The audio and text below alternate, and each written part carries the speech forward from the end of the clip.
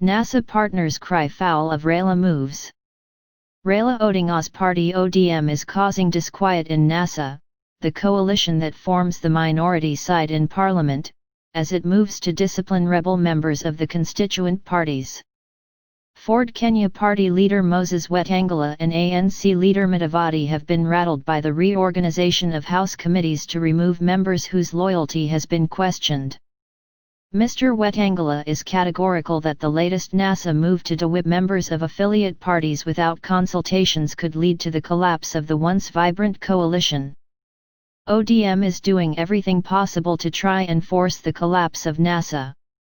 But there is the issue of assets and liabilities before we can pronounce NASA as dissolved, he said. He told Mr. Odinga to rein in his troops and accord other affiliate parties in the coalition respect. The votes Mr. Odinga got did not come from his ODM supporters alone. Our supporters in ANC, Ford Kenya, and Wiper voted for him, and it is unfortunate we are now being bullied and as if our support did not matter, Mr. Wetangula said.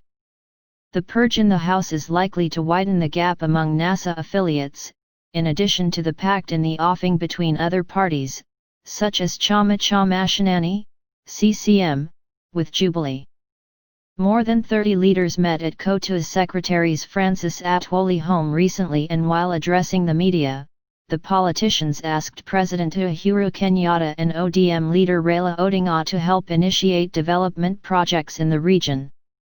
We have issued our proposals of the industries that we would like looked at, including the granite in Vihiga, Cleophas Malala, who was speaking on behalf of the press, stated.